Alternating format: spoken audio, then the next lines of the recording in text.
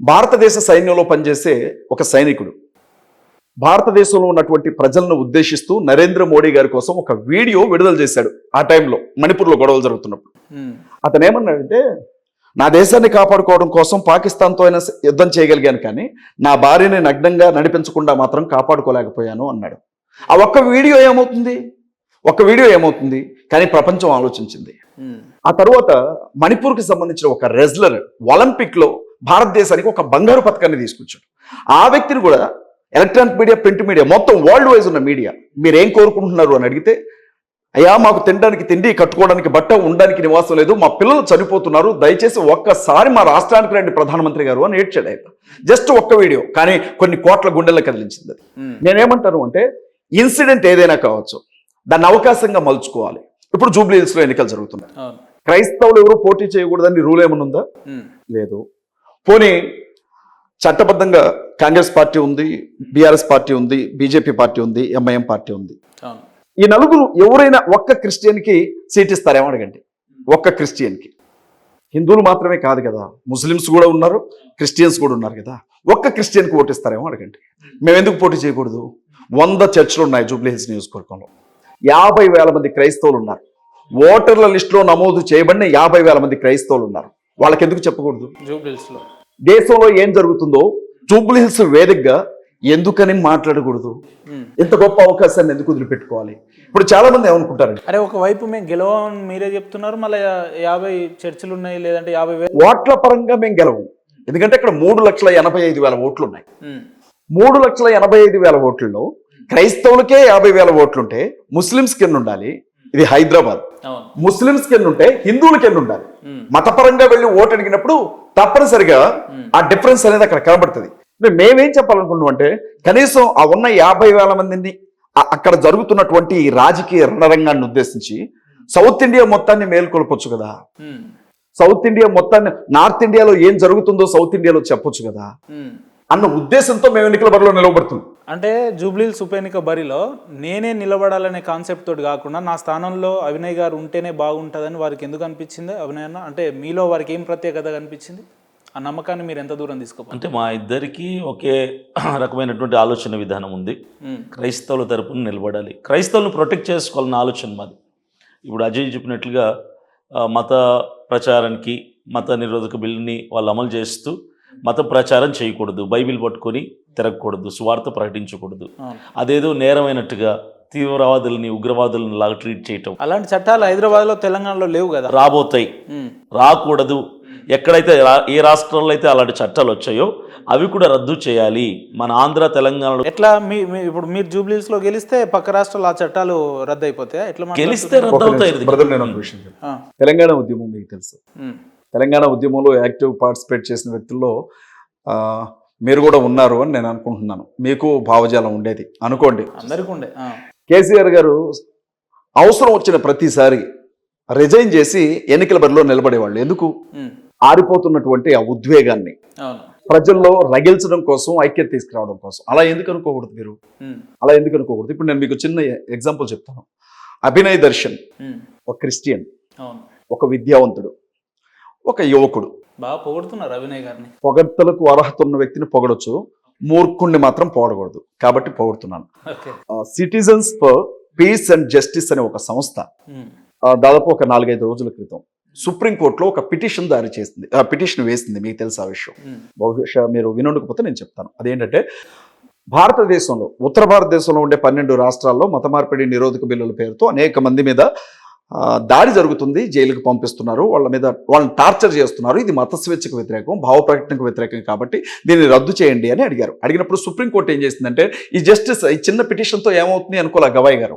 మన సుప్రీంకోర్టు ప్రధాన న్యాయమూర్తి గారు ఏమన్నారంటే, 12 రాష్ట్రాలకు కూడా ఆదేశాలు జారీ చేశారు. రాజ్యాంగంలో ఆర్టికల్స్ ఉన్నప్పుడు, మేమిచ్చిన గత తీర్పులు ఉన్నప్పుడు, ఏ ఉద్దేశంతో మీరు మత స్వేచ్ఛ హక్కుకు భంగం కలిగిస్తూ ఈ చట్టాలను తీసుకొచ్చారు? ఎలా మీరు ఒక వ్యక్తికి యావజ్జీవ శిక్ష వేస్తారు? ఎలా ఒక వ్యక్తికి మీరు మరణశిక్ష వేస్తారు? మాకు చెప్పండి అని చెప్పి ఆయన అడిగారు. అది ఇప్పుడు పెద్ద చర్చ. నేనేమంటున్నాను అంటే, ఒక చిన్న అక్షరం 1,00,000 మెదళ్ళ కదలిక అని అంటారు కదా. సౌత్ ఇండియాలోనికి రాబోతున్నటువంటి ప్రమాదాన్ని జూబ్లీ హిల్స్ నుంచి మేము మాట్లాడాలి అని అనుకుంటున్నాం. తప్పేం లేదుగా. అంటే ఒక నియోజకవర్గం అంటే మీరు చెప్పినట్టు క్రైస్తవ సమాజం వేరు, ఒక నియోజకవర్గం వేరు. ఇప్పుడు రేపు వచ్చే ఉప ఎన్నికల్లో ఆ నియోజకవర్గంలో సబ్బండ వర్గాలు ఉంటాయి, ఎస్సీలు, ఎస్టీలు, బీసీలు, లేదంటే క్రైస్తవులు, హిందువులు, ముస్లింలు, ఇతర మతస్థులు ఉంటారు. కానీ మీరు పొద్దున్న లేస్తే మాట్లాడితే క్రైస్తవుల గురించే మాట్లాడుతున్నారు, లేదంటే పక్క రాష్ట్రంలో అట్లా జరిగింది, అమెండ్మెంట్ వచ్చింది, బిల్ వచ్చింది అని చెప్తున్నారు. రేపు పొద్దున్న జూబ్లీహిల్స్కి పోవాలని అంటే మీరు ఎంతసేపు క్రైస్తవులనే కాదు కదా ఓట్లు అడిగేది, హిందువులను అడగాలి, ముస్లింలు అడగాలి, ఇతర మతస్థులను కూడా అడగాలి. ఎలా వాళ్ళకి దగ్గర అవుతారు మీరు అంటున్నా? తన్నులు తింటున్న వాళ్ళ తరపున మాట్లాడుతున్నాం, క్రైస్తవుల తరపున మాట్లాడట్లా.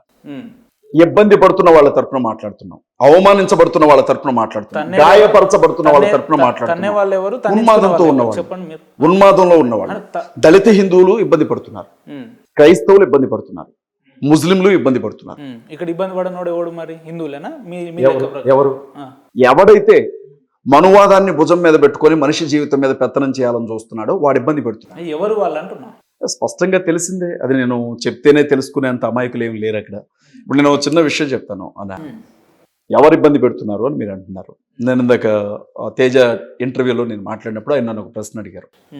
అమెరికాలో ఒక సెనేటర్ లక్ష్మీదేవియో లేకపోతే ఆ తల్లి ఎవరో హిందువులు పూజించే దేవత గుడి ముందు సుమారు 90 అడుగుల ఒక విగ్రహాన్ని నిలబెట్టారు. నిలబెడితే ఇతను ఏమన్నాడంటే, భారతదేశానికి సంబంధించినటువంటి దొంగ దేవుళ్ళని ఈ దేశంలోనికి ఎందుకు రాణిస్తున్నారు, ఈ విగ్రహాన్ని ఇక్కడ ఉంచడానికి వీల్లేదు అన్నాడు. అనగానే అమెరికా దేశంలో ఉండే హిందువులందరూ కూడా ఎలా మాట్లాడతారో, అన్నవి తింటున్నావా, గడ్డి తింటున్నావా, మీ పార్టీ వాళ్ళైనా వీడికి బుద్ధి చెప్పండి అని అమెరికా హిందూ సమాజం మొత్తం కూడా గద్దించింది. ఈ విషయంలో మీరేమంటారు అని నేను అడిగితే నేనేమన్నానంటే, ప్రతి మనిషికి మత స్వేచ్ఛ హక్కు ఉంది. హనుమంతుడి విగ్రహం కాదు, శ్రీరాముడి విగ్రహం పెట్టుకుంటారు, శ్రీకృష్ణ విగ్రహం పెట్టుకుంటారు, విష్ణు మహామూర్తి విగ్రహం పెట్టుకుంటారు, బ్రహ్మ విగ్రహం పెట్టుకుంటారు. నీకేం నొప్పి? నువ్వెవడు మాట్లాడడానికి? అది వాళ్ళ రైట్ కదా. నీ స్థలంలో పెట్టారా? పోనీ ఇక్కడ హిందూ దేవుళ్ళ దేవతల విగ్రహాలు పెట్టొద్దు అని చెప్పి ఏమైనా కొత్త చట్టాలు ఉన్నాయా? లేవు కదా. అది వైలేషన్ ఆఫ్ రైట్ కదా కదా. అలా హిందువులు ఏదైనా ఇబ్బంది పడితే, ఇక్కడ ఇబ్బంది పడుతున్న వాళ్ళలో హిందువులు ఉంటే అందరికంటే ముందు మేమే ఉంటాం వాళ్ళ తరపున మాట్లాడడానికి. నేను ఇక్కడ మతం గురించి మాట్లాడట్లా. భారతదేశంలో పుట్టి ఇక్కడ పెరిగి అవమానించబడి అంటరాని వాళ్ళుగా గుర్తించబడి ఊరవతలకి గెంటి వేయబడినటువంటి కొన్ని వెనకబడినటువంటి వర్గాలు క్రైస్తవ్యంలో ఉన్నాయి.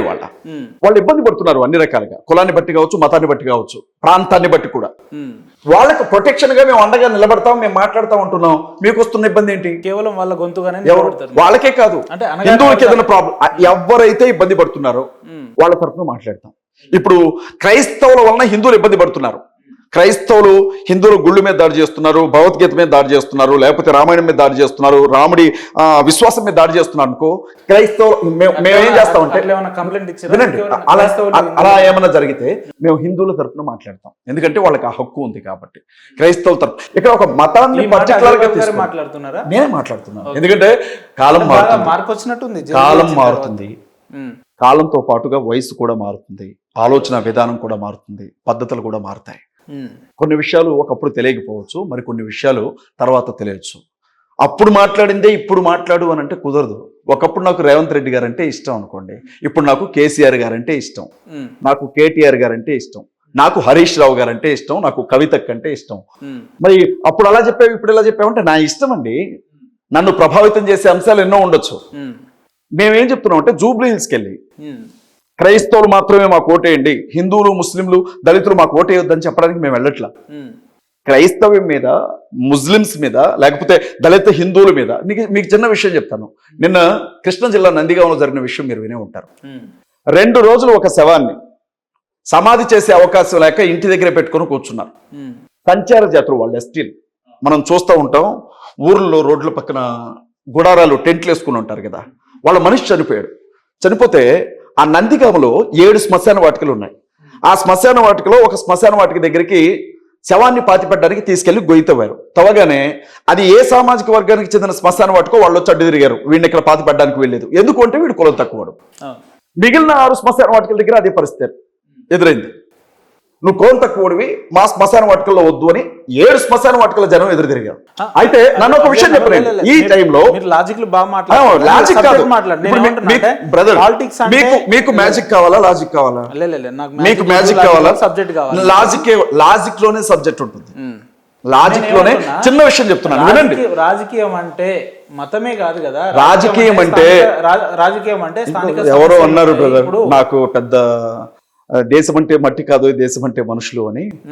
మతం అంటే మట్టె, వాళ్ళు కూడా మనుషులేనా? వాళ్ళు కూడా మనుషులే కదా. మనుషుల గురించే మాట్లాడుతున్నాను నేను. 2 రోజులు శవాన్ని పాతిపెట్టిన ఒప్పుకోతే ఒక్క నిమిషం వినండి. అక్కడ క్రైస్తవులు వాళ్ళ సమాధుల దగ్గరికి రానివ్వలేదు, ముస్లింలు వాళ్ళ సమాధుల దగ్గరికి రానివ్వలే, హిందువులు వాళ్ళ సమాధుల దగ్గరికి రానికపోతే, జిల్లా ఎస్పీ దగ్గర నుంచి కలెక్టర్ స్థాయి అధికారులు వచ్చి బతిలాడిన ఒప్పుకోకపోతే, ఒక రైతు, అతను ఎవరో నాకు తెలియదు, నా పొలంలో, నా పంట పొలంలో పాతి పెట్టుకొని వచ్చాడు. నేనేమడిగానో తెలిసే వాళ్ళ, సరే మతాన్ని బట్టి వచ్చిన వివక్ష అయితే మతం గురించి మాట్లాడేవాళ్ళమే, కానీ వాళ్ళు సంచార జాతులు, రెక్కాడితే కానీ డొక్కాని వాళ్ళు, క్రైస్తవులకు బుద్ధి లేదా అని చెప్పి అడిగాను. అంటే ఇప్పుడు మరి క్రైస్తవులు ఎందుకు అడిగేవని అడిగారే మీరు నన్ను? మనిషి ఫండమెంటల్ రైట్స్ దెబ్బతినే ప్రతి చోట మనం మాట్లాడొచ్చు బ్రదర్. అదే మాట్లాడుతున్నాం జూబ్లీస్ లో. ఏ మతం వల్ల ఏ మతమైనా మాట్లాడతాం, ఖచ్చితంగా మాట్లాడతాం బ్రదర్. ఇప్పుడు అదే మీరు ఇంప్లిమెంట్ చేయబోతున్నారు? అదే చేస్తాం. అంతేనా? అంతే. ఓకే. అంటే మీరు చేసే ఈ చిన్న ప్రయత్నంలో క్రైస్తవ సమాజం మీతోని ఎంతవరకు వస్తుంది అనుకుంటున్నారు మీరు? ఖచ్చితంగా మమ్మల్ని ఫాలో అవుతారు, మమ్మల్ని అర్థం చేసుకుంటారు. క్రైస్తవులే కాదు, సామాన్య ప్రజలు అందరూ కూడా, ఏ క్రిస్టియన్, ముస్లిం, హిందూ అని కాకుండా అందరూ కూడా, ప్రజలందరూ కూడా ఒక ఫ్రెష్ ఎనర్జీ కోసం, ఒక ఫ్రెష్ పర్సన్ కోసం ఎదురు చూస్తున్నారు. రాజకీయ నాయకుల చేతుల్లో మోసపోయి విసిగిపోయి, ఇక మేము మోసపోవటం ఇష్టం లేదు, మాకు కొత్త వాళ్ళు కావాలి, సామాన్యుడు నాయకుడు అవ్వాలి, సామాన్యుడిని అసెంబ్లీకి పంపించుకోవాలని ప్రజలందరూ కూడా ఒక మార్పు కోసం, ఒక నూతన చైతన్యం కోసం ఎదురు చూస్తున్నారు. సో అలాంటి వాళ్ళందరూ మేము అవకాశం కోసం అడుగుతాం. నేను పొద్దున్న లేస్తే బైబిల్ని బోధించే వాళ్ళు పాస్టర్లుగా, లేదంటే రకరకాల వ్యక్తులు, అజయ్ బాబు గారు లేదంటే అభినయ్ దర్శన్ చేసేది మంచి ప్రయత్నమే, వాళ్ళకి సపోర్ట్ ఇద్దామని చెప్పే వ్యక్తులు ఎవరైనా ఉన్నారా? అట్లా ఒక ఉదాహరణకు ఒక 5-10 మంది పేర్లు చెప్తారా మీరు? పెద్ద వ్యక్తుల పేర్లు ఖచ్చితంగా ఉన్నారు. మేము ఫీల్డ్లోకి వెళ్ళాలి. ఇప్పుడు మేము పబ్లిక్లోకి వెళ్తే వాళ్ళ నుంచి వచ్చే రెస్పాన్స్ ఖచ్చితంగా తెలియపరుస్తాం. ప్రజలైతే రాజకీయ నాయకుల చేతులు మోసపోయి అలసిపోయారు. కొత్త వాళ్ళకి, సామాన్యులకి, ప్రజల్లో నుంచి వచ్చిన వాడికి అవకాశం ఇవ్వడానికి సిద్ధంగా ఉన్నారు. సామాన్యులు అంటే ఇయాల్టి వరకు ఆ నియోజకవర్గంలో మీరు ఎన్నడూ అడుగు పెట్టలేదు, అక్కడ ఎన్ని డివిజన్స్ ఉంటాయో తెలియదు, ఎన్ని ఓటర్లు ఉంటుందో తెలియదు, లేదంటే అక్కడ స్థానిక సమస్యలు ఏమున్నాయో తెలియదు. అలాంటి వ్యక్తులకు, మీలాంటి వ్యక్తులకు అవకాశం ఇస్తారని మీరు ఎట్లా అనుకుంటున్నారు? డిప్యూటీ సీఎం పవన్ కళ్యాణ్ గారు 2 చోట్ల నుంచి పోటీ చేశారు కదా, 2 చోట్ల నుంచి చేశారుగా. ఆయన పుట్నూరులో చేశారా ఏంటి? ఆయన పుట్టిన నియోజకవర్గంలో కానీ కనీసం స్థానిక సమస్యలు అయితే అవగాహన చేశారు. మొన్న ఎలక్షన్ జరిగినప్పుడు కూడా ఎన్నికల్లో పోటీ చేశారు కదా. పిఠాపురం ఆయన సొంతూరా, ఆయన అత్తూరా?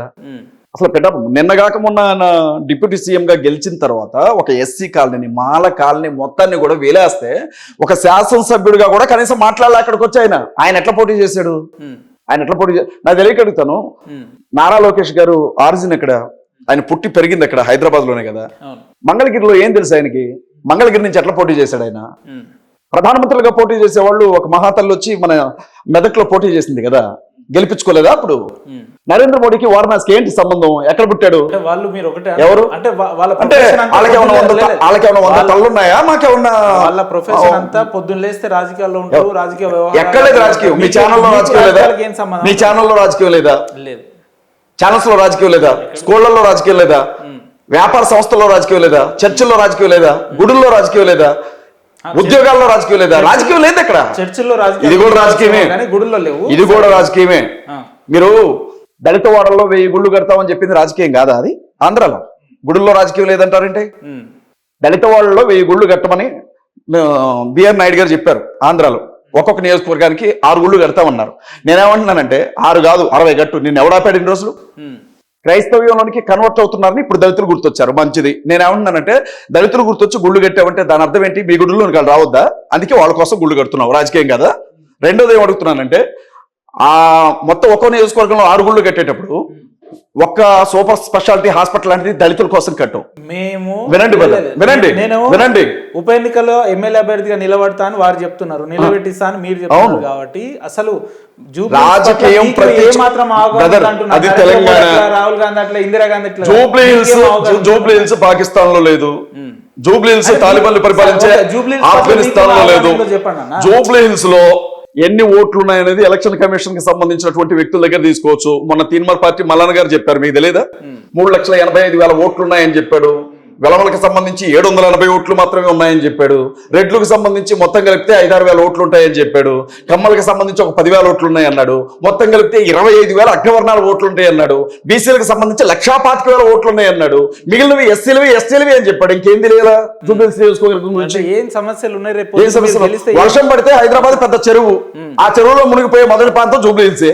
ఓకే, దాన్ని ఏ రకంగా పరిష్కరిస్తారు అంటున్నా.